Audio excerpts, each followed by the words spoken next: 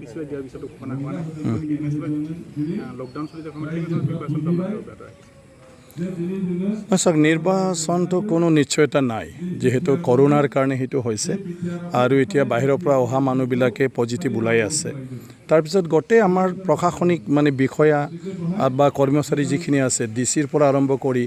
আপোনাৰ circle office বা block development office সবেই তাত নিয়োজিত গতিকে সেইটো তেনেকুৱা এটা পৰিস্থিতিত নিৰ্বাচন পাতাটো সম্ভৱ নহয় আনফালেদি এটা কথা এতিয়া অলৰেডি গভৰ্ণৰ ৰুল চলি আছে ইলেকশ্যন কোড অফ কণ্ডাক্ট এইটো সুকীয়া কথা কিন্তু গভৰ্ণৰ ৰুল চলিছে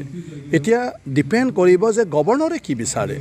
কাৰণ গভৰ্ণৰ এজন বহাৰ পিছত এনেকুৱা এটা টেকনিকেল প্ৰব্লেম হৈ যায় তেওঁ হ'ল ষ্টেট হেডক কোনেও আপুনি জবৰদস্তি আপুনি এৰি দিয়ক বুলি ক'ব নোৱাৰে আপুনি ইলেকশ্যন পাতক বুলি ক'ব নোৱাৰে গতিকে গভৰ্ণৰৰো ইচ্ছা লাগিব যে তেওঁ কেতিয়া এৰি দিয়ে BTCখন গতিকে সেইবিলাক এটা প্ৰব্লেম আছে যিহেতু গভৰ্ণৰৰ হাতত গুচি গ'ল গভৰ্ণৰ এটা ছাইডত BTCৰ সামান্য এজন চিফৰ দায়িত্বটো তেওঁ পালন কৰি আছে কিন্তু আনফালেদি গভৰ্ণৰ হ'ল ষ্টেট হেড মানে ৰাজ্যৰে তেওঁ মুৰব্বী হয় গতিকে ৰাজ্যৰ মুৰব্বী এজন মুখ্যমন্ত্ৰী বা কোনোবা মানে কি কয় নিৰ্বাচন আয়োগ তেখেতক মানে ফৰ্চফুলি ক'ব নোৱাৰে তেওঁৰ ইচ্ছাৰ মানে কিবাৰ ওপৰতহে নিৰ্ভৰ হ'ব গতিকে BTCৰ নিৰ্বাচন অনিশ্চয়তাটোৱে বেছি হৈছে আৰু যিটো UPPL BJP কংগ্ৰেছ প্লাছ আপোনাৰ কি আছিলে গণ সুৰক্ষা দল নৱ কুমাৰ সোণিয়াৰ তেওঁলোকে চবে গভৰ্ণৰৰ ৰুল বিচাৰিছিলে ভাল হ'ব বুলি কৈছিলে গতিকে মই ভাবোঁ তেওঁলোকে গভৰ্ণৰ ৰুল হৈ থকাটোকে বিচাৰে কি জানি আৰু যদি নহয় তেওঁলোকে গভৰ্ণৰক কৈ ফালে যিকোনো সময়ত নিৰ্বাচন পাতিব পাৰে আৰু তেওঁলোকেতো কি জানি ডেমক্ৰেটিক চৰকাৰ নালাগে কাৰণ তেওঁলোকে খুজি লৈছে যে গভৰ্ণৰ ৰুল লাগে ডেমক্ৰেচিত কোনো ৰাজনৈতিক দলে কেতিয়াও ৰাষ্ট্ৰপতি শাসন নিবিচাৰে কিন্তু আমাৰ অদ্ভুত কথাটো হ'ল কি UPPL আৰু আপোনাৰ BJP আৰু ইয়াৰ পিছত কংগ্ৰেছ গণ সুৰক্ষা দল তেনেকুৱা ৰাজনৈতিক দলবিলাকে গণতান্ত্ৰিক মানে কিবাৰ প্ৰক্ৰিয়াৰ মানে উপৰোক্তভাৱে তেওঁলোকে বিশ্বাস কৰিছে গভৰ্ণৰ ৰুলটো গতিকে গভৰ্ণৰ ৰুল তেওঁলোকে যেতিয়ালৈকে বিচাৰে মই ভাবোঁ গভৰ্ণৰ ৰুল হৈ থাকিব আমিতো আইনৰ সহায় লৈছোঁ আইনে কৰ্ডে কি কয় কাৰণ সেইটো গভৰ্ণৰ ৰুলৰ মানে প্ৰযোজ্য নাছিলে এইটো এক্সটেনশ্যনহে আছিলে আমাৰ সুকীয়াটো বেলেগ আমি কাৰণ জানো জনগণৰ যদি কিবা হ'ব লাগে আমাৰ নিচিনা ভাৰতৰ নিচিনা গণতন্ত্ৰ দেশত ৰাইজৰ প্ৰতিনিধিৰ দ্বাৰাহে এটা চৰকাৰ পৰিচালিত হ'ব লাগে ৰজাৰ নিচিনা কোনো এটা ব্যক্তিৰ দ্বাৰা নহয় গতিকে গণতন্ত্ৰত কেতিয়াও হয়তো আপোনাৰ সমৰ্থনযোগ্য নহয় বিচাৰে তো দেখা যাওক দলৰ ফালৰ পৰা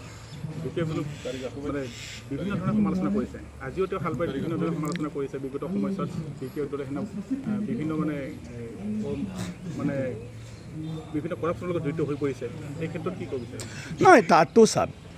BTCত কি হৈছে কিয় নাই মই ভাবোঁ তেওঁলোকে সেইটো বিচাৰি চাব নালাগে তেওঁলোকে BTCক ৰিজেক্ট কৰি ফালে পৃথক ৰাজ্য আন্দোলন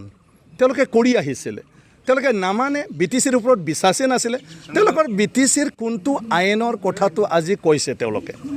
সেই আইনটোৱেই নামানিছিলে তেওঁলোকৰ কথাটো কি আছিল BTC চুক্তি হৈ পেলাই BTR কৰি নতুন চুক্তিৰ দ্বাৰা কিবা এটা নতুন প্ৰশাসন কৰা আজি সেই কথা পাহৰি গ'ল তেওঁলোকে আজি 5 বছৰ হ'ল BTR চুক্তিৰ কোনো কথা নাই কোনো ইমপ্লিমেণ্ট নাই হাগ্ৰামা মহিলাৰী ডাঙৰীয়া BSc চুক্তি ৰিজেক্ট কৰিছিলে যে সেই BScক মোক নালাগে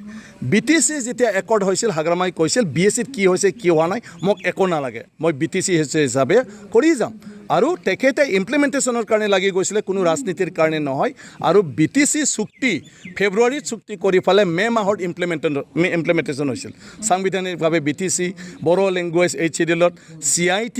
HRD মিনিষ্ট্ৰীয়ে ৰিকগনিশ্যন দিছিলে ইয়াৰ পিছত আপোনাৰ ডিপ্ল'মা কোৰ্চ আৰম্ভ কৰিছিলে আপোনাৰ 3টা নতুন জিলা নটিফিকেশ্যন কৰিছিলে একৰ্ডত তাৰপিছতে হাগ্ৰামা মহিলাৰী ডাঙৰীয়া 6 ডিচেম্বৰত তেওঁ চাৰেণ্ডাৰ কৰিছিল কিন্তু আজি BTR চুক্তি জানুৱাৰীত হৈছে আজি জুন হ'ল কিন্তু একৰ্ড ইমপ্লিমেণ্টেশ্যন একো হোৱা নাই আৰু তেওঁলোকে একৰ্ড ইমপ্লিমেণ্টেশ্যনৰ কাৰণেও লগা নাই তেওঁলোকে নিৰ্বাচনৰ কাৰণেহে লাগি আছে গতিকে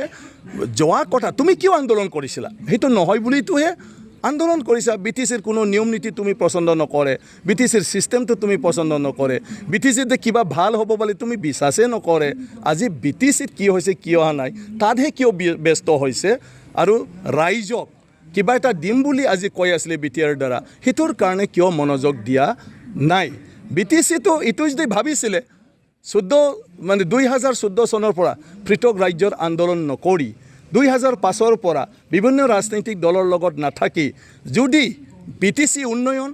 আৰু BTC একৰ্ড ইমপ্লিমেণ্টেশ্যনত যদি তেখেতসকলে লাগি আহিলে হয় আজি সেই BTC কিমান সুন্দৰ হ'লে হয় হাগ্ৰামা মহিলাই ডাঙৰীয়া তেওঁলোকৰ বাৰে বাৰে অপজিশ্যন কৰি থকাৰ পিছতো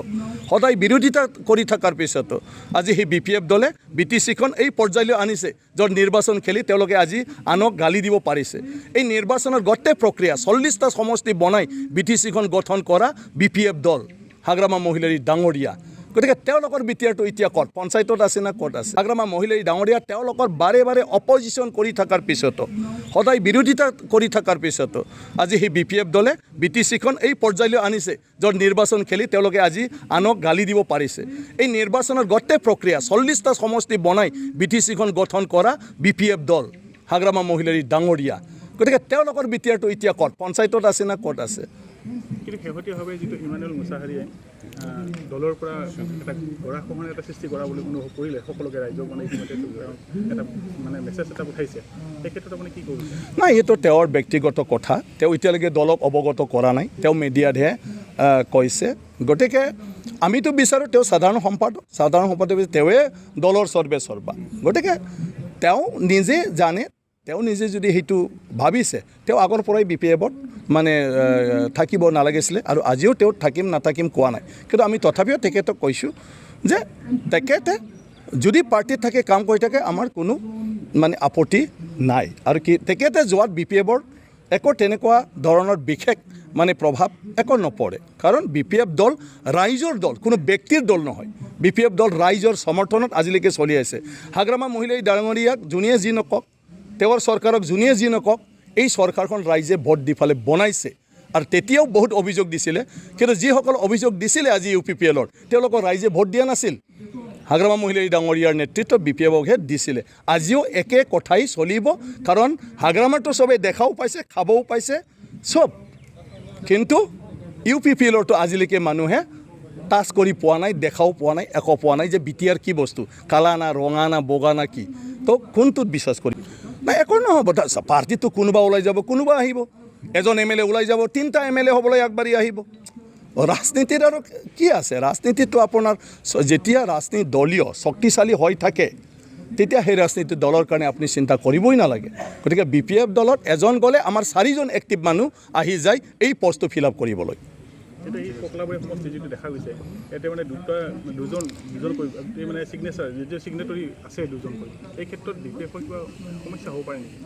আমাৰ একো সমস্যা নহয় মই কৈছোঁ আমাৰ অলৰেডি ৰাইজ আছে 3বাৰ ৰাইজে BPF দলক ভোট দি আজি BTC মানে চলাবলৈ সুযোগ দিছে আৰু সেই ৰাইজে মানে আজিলৈকেও BPFৰ ওপৰত আস্থা আছে সেয়া আমি বিশ্বাস কৰোঁ আৰু সেই হিচাপে চিগনেটৰী কেইজন আহে বেলেগ কথা কিন্তু BPF দলৰ প্ৰাৰ্থীয়ে জয়যুক্ত হ'ব কাইলৈ মানে গভৰ্ণৰ আহিব এই ক্ষেত্ৰত আপুনি কিবা ক'ব বিচাৰে নাই গভৰ্ণৰ আহিব তেওঁ আজি BTCৰ দায়িত্ব লৈছে হাগ্ৰামা যি কৰিছে তাতকৈ তেওঁ বেছি কৰক যদি হাগ্ৰামাই কিমান বা 1000 কিলোমিটাৰ ৰাস্তা বনাইছে তেওঁ আৰু 10,000 কৰক ক'ৰবাত যদি কালভাৰ ভাঙিছে তেওঁ দিয়ক মানুহ যদি খাব পোৱা নাই তেওঁ দিয়ক ধুমুহা যদি ক'ৰবাত ঘৰ ভাঙিছে এতিয়া তেওঁ দিয়ক হাগ্ৰামাই দি আছিলে ক'ৰবাত যদি বানপানী হং অৱস্থা আছে বান ভাঙিব খুজিছে তেওঁ কালি দিয়ক এনে আহি ঘূৰি গৈ থাকিলে নহয় আজি আমাৰ খাবলৈ নাই ভূটানৰ মানুহে আহি পেলাই আমাক খাবলৈ দিছে গভৰ্ণৰ ৰুল হোৱাৰ পিছতো গভৰ্ণৰে কত 1 কেজি চাউল দিয়া নাই